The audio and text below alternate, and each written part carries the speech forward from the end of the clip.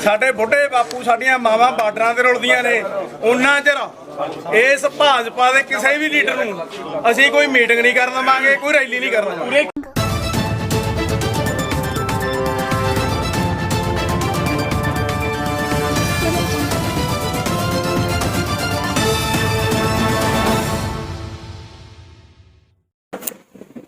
ਅੱਜ ਭਾਜਪਾ ਮੰਡਲ ਪ੍ਰਧਾਨ ਦੀ ਰਿਹਾਇਸ਼ ਤੇ ਚੱਲ ਰਹੀ ਪ੍ਰੈਸ ਕਾਨਫਰੰਸ ਮੌਕੇ ਉਸ ਸਮੇਂ ਹੰਗਾਮਾ ਹੋ ਗਿਆ ਜਦੋਂ ਕਿਸਾਨ ਆਗੂਆਂ ਨੇ ਉਹਨਾਂ ਦੇ ਘਰ ਦਾ ਘਿਰਾਓ ਕਰ ਲਿਆ ਅਤੇ ਭਾਜਪਾ ਖਿਲਾਫ ਜ਼ਬਰਦਸਤ ਨਾਅਰੇਬਾਜ਼ੀ ਕੀਤੀ।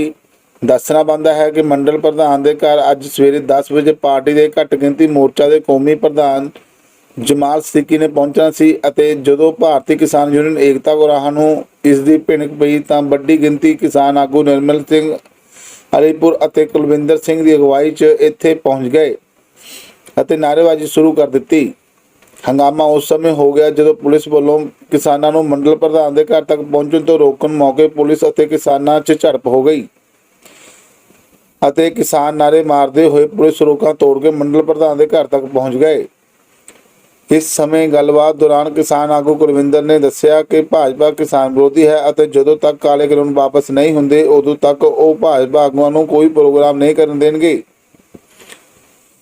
ਦੂਜੇ ਪਾਸੇ ਪ੍ਰੈਸ ਕਾਨਫਰੰਸ ਦੌਰਾਨ ਜਮਾਲ ਸਿੱਕੀ ਨੇ ਕਿਹਾ ਕਿ ਭਾਜਪਾ ਕਿਸਾਨ ਹਿਤੈਸ਼ੀ ਹੈ ਅਤੇ ਕਿਸਾਨ ਤਿੰਨੇ ਕਾਨੂੰਨ ਖੇਤੀ ਕਾਨੂੰਨਾਂ ਦੇ ਫਾਇਦਿਆਂ ਤੋਂ ਅਜੇ ਅਣਜਾਣ ਹਨ। ਉਹਨਾਂ ਕਿਹਾ ਕਿ ਮੋਦੀ ਸਰਕਾਰ ਨੇ ਘੱਟ ਗਿਣਤੀ ਲਈ ਕਰੀਬ 350 ਸਕੀਮਾਂ ਚਾਲੂ ਕੀਤੀਆਂ ਹੋਈਆਂ ਹਨ ਜਿਨ੍ਹਾਂ ਤੋਂ ਪੂਰੇ ਮੁਲਕ ਦੇ ਲੋਕ ਲਾਭ ਉਠਾ ਰਹੇ ਹਨ। ਇਹ ਪੁੱਛੇ ਜਾਣ ਤੇ ਕਿ ਕੈਪਟਨ ਅਮਰਿੰਦਰ ਸਿੰਘ ਭਾਜਪਾ 'ਚ ਸ਼ਾਮਲ ਹੋ ਰਹੇ ਹਨ ਤਾਂ ਉਹਨਾਂ ਕਿਹਾ ਕਿ ਮੈਂ ਉਹਨਾਂ ਦਾ ਸਵਾਗਤ ਕਰਾਂਗਾ। ਹੋਰ ਖਬਰਾਂ ਦੇਖਣ ਲਈ ਇਸ ਚੈਨਲ ਨੂੰ ਲਾਈਕ ਸਬਸਕ੍ਰਾइब ਅਤੇ ਸ਼ੇਅਰ ਕਰੋ ਤਾਂ ਕਿ ਤੁਹਾਡੇ ਤੱਕ ਨਵੀਆਂ ਖਬਰਾਂ ਪਹੁੰਚਾਈਆਂ ਜਾ ਸਕਣ। मैं तो पंजाब में जो हमारे साथी अध्यक्षीय मोर्चे में काम कर रहे उनसे मिलने हुए राष्ट्रीय अध्यक्ष बनने के बाद मैं सभी प्रदेशों में जाकर जो हमारे साथी काम कर रहे हैं उनकी समस्याएं क्या है, उनकी मांगे क्या है, वो कैसे काम कर रहे हैं,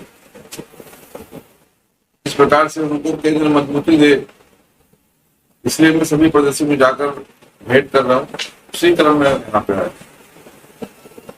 मैंने देखा बड़ी संख्या में जो हमारे जॉन मसीह साहब अध्यक्ष हैं उनके नेतृत्व में पंजाब में जो माइनॉरिटीज के लोग हैं वो भारतीय जनता पार्टी में तेजी के साथ जुड़ रहे, चाहे कांग्रेस की बात हो, चाहे आम आदमी की बात हो, चाहे अकाली दल की बात हो, इन सबसे लोगों का मोह भंग हो चुका है। लोगों ने देखा है कि इन्होंने अपनी राजनीति के लिए, इन्होंने सत्ता के लिए पंजाब को लूटा है, पंजाब को नशे की लत में डाला है, पंजाब का शोषण किया है, पंजाब को देश में नहीं पूरी दुनिया में बदनाम किया है। इससे ये मुक्ति चाहते हैं। इस प्रकार से कांग्रेस ने लोगों से वादा किया था कि उनके लिए शिक्षा की व्यवस्था करेंगे, उनके स्वास्थ्य की चिंता करेंगे, पंजाब को नशा मुक्ति दिलाएंगे, पंजाब के नौजवानों को रोजगार देंगे।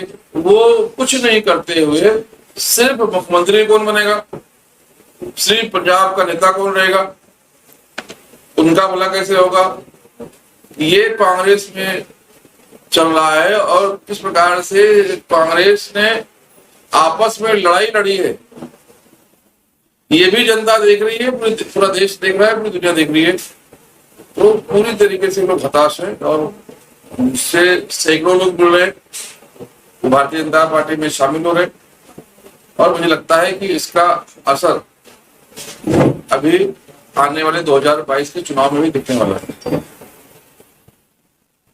सर, सेंट्रल सरकार की मिनोरिटीज के लिए कौन सी ऐसी स्कीमें हैं मतलब जिससे लोग मुतासर होकर जुड़ रहे हैं? सेंटर ने लगभग 350 स्कीमें सिर्फ माइनॉरिटीज के लिए निकाली हैं।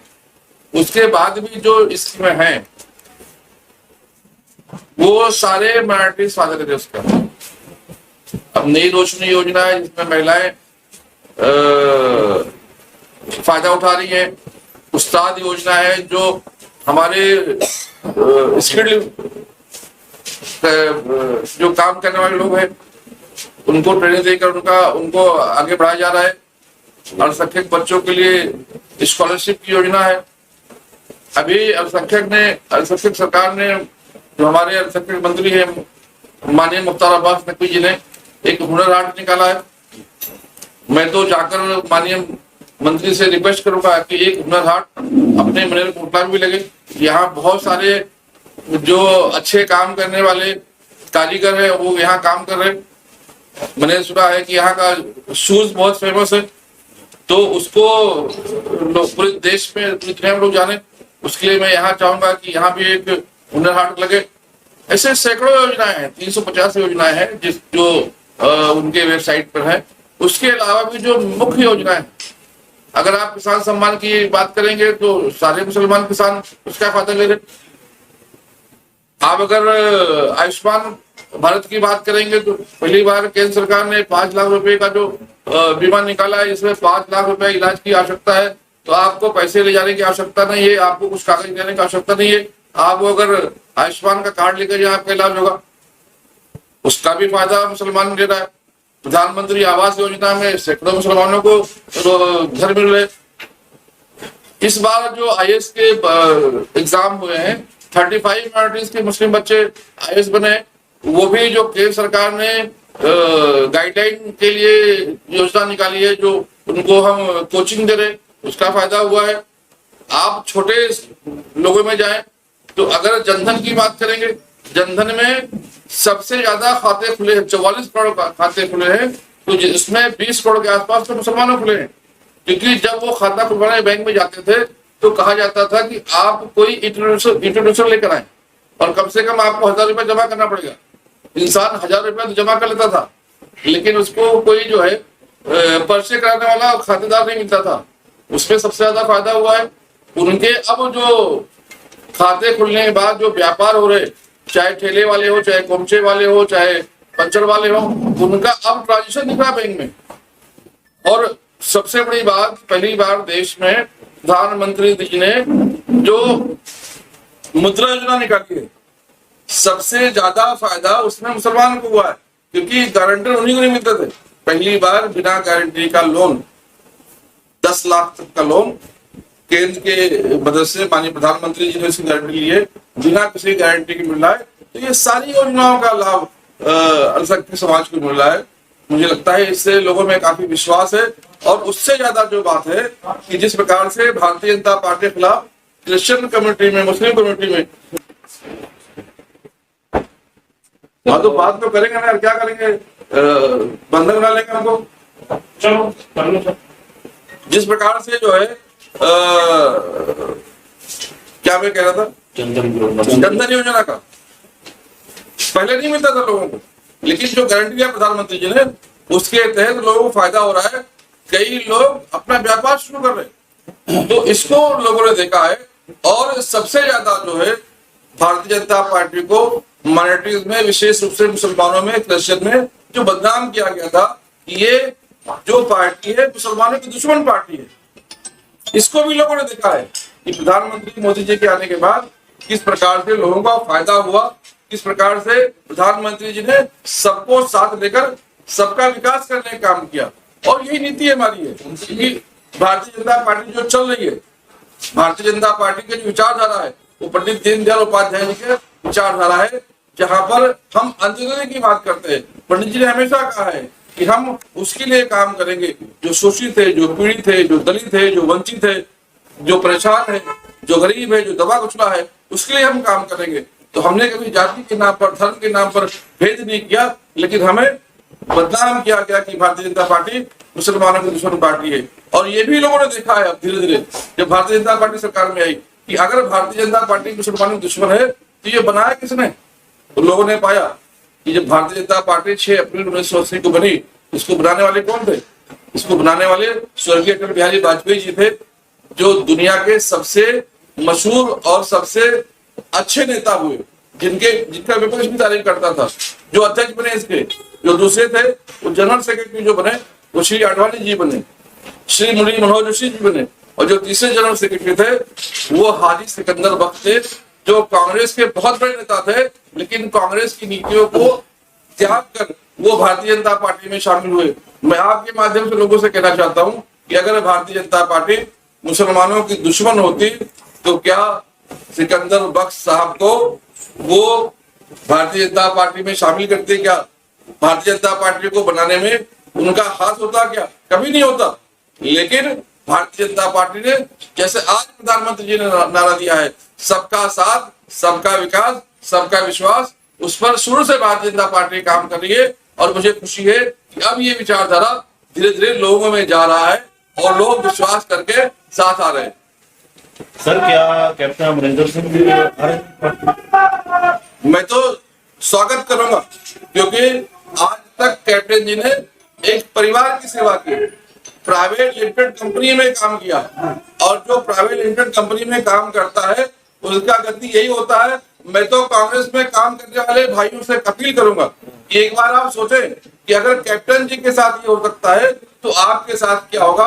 मैं निवेदन करूंगा कैप्टन जी से आपके माध्यम से कि आप आए, भारतीय जनता पार्टी में काम करें, क्योंकि आज पंजाब में जो सम्मान कांग्रेस को दिलाया है कैप्टन साहब ने, वो कहीं दिलाया, सारे भारत ने कांग्रेस को नकार दिया था, लेकिन पंजाब में कैप्टन जी के नेतृत्व में जीती, और वो कैप्टन साहब की जीत थी।